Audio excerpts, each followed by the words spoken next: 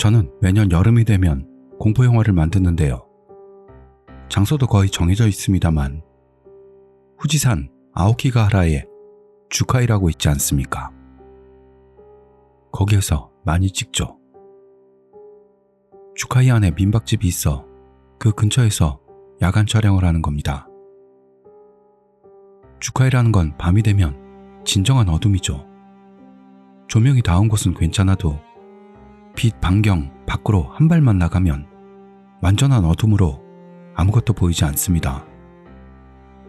스트로보를 켜서 사진을 찍으면 인물은 찍히는데 그 뒤쪽 주카이는 찍히지를 않아요. 그런 곳입니다.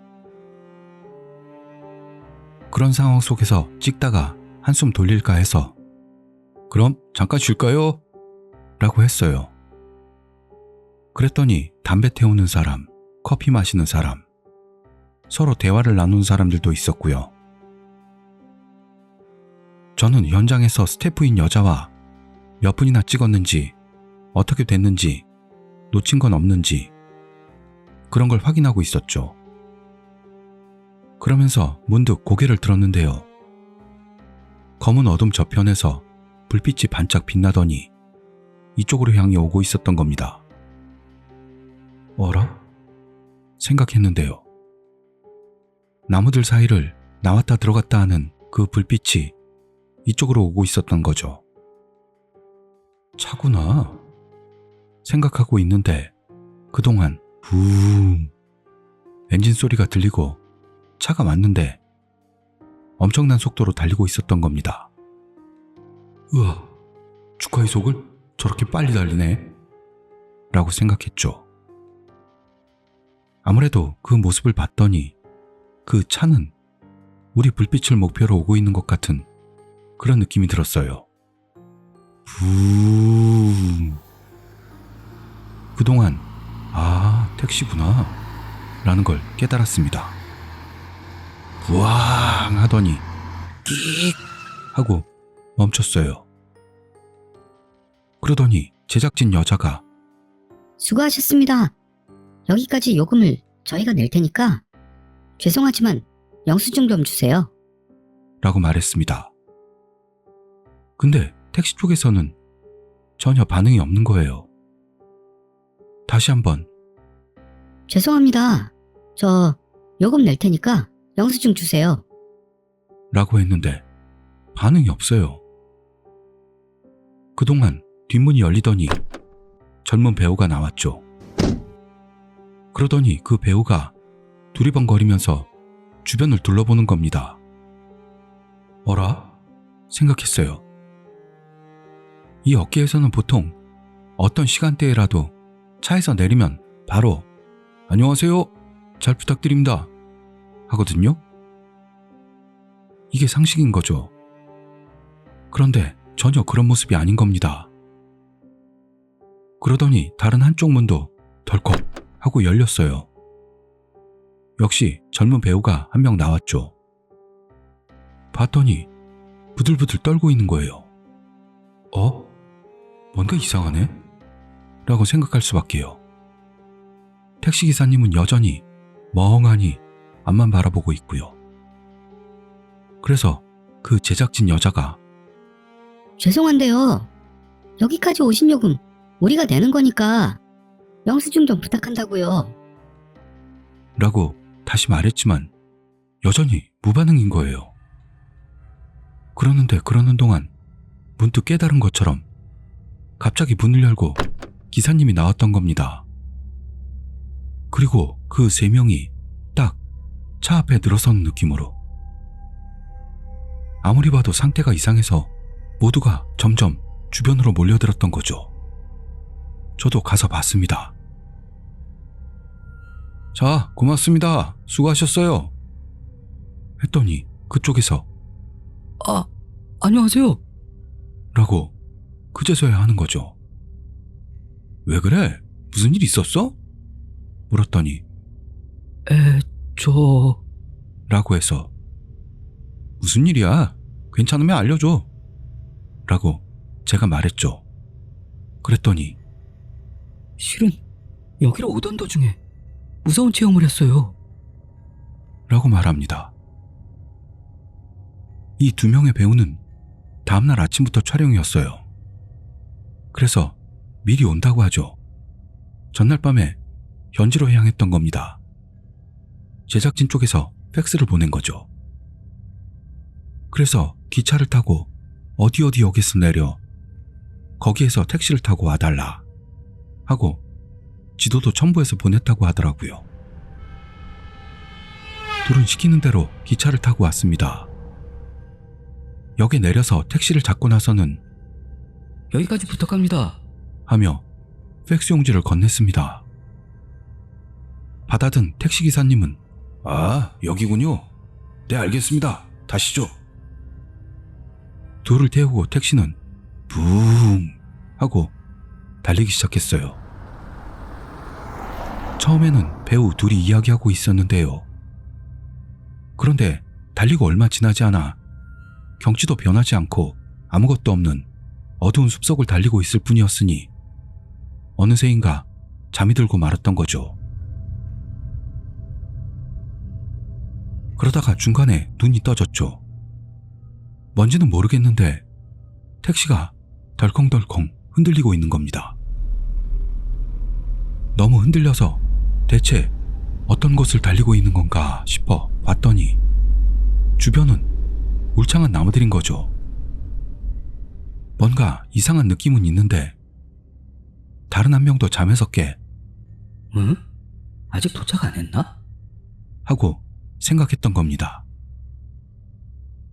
그래서 둘이 앞유리로 전방을 내다봤더니 이게 이상했다고 합니다. 전방을 비추고 있는 전조등 속에서요. 흙길에서 잡초가 잔뜩 자라있는 게 보인 거죠. 바퀴 자국들은 보였습니다만 주변은 울창한 나무들에 둘러싸여서 요즘은 어떤 시골이라도 차가 다니는 길은 포장되어 있으니까요. 어째서 이런 길로 달리고 있는 걸까? 이상한 곳을 가고 있네 라고 생각했는데 그러자 택시기사님이 툭 하고 혼잣말처럼 이상하네. 길을 잘못 들었나? 라며 중얼대는 게 들렸어요. 장난 아니라고 생각이 들었죠.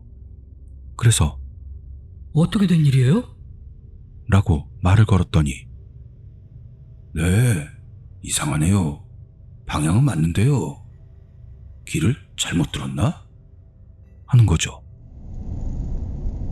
큰일이다 생각했지만 잠자코 있었어요. 그대로 택시는 흔들리면서 달리고 있었고요.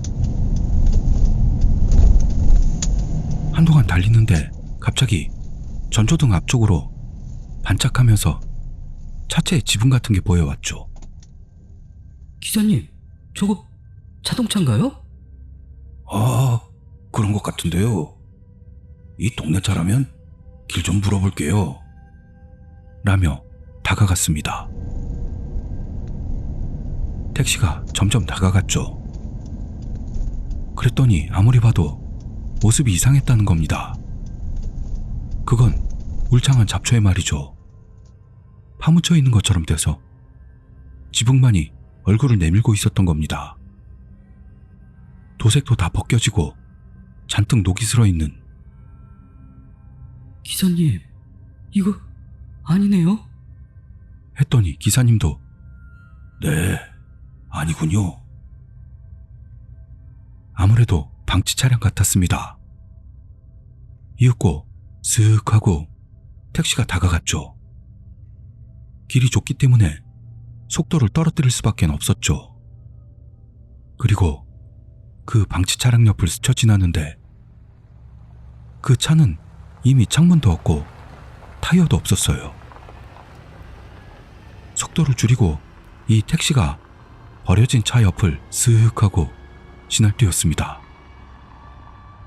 버려진 차와 택시 사이가 기껏해야 5, 6cm?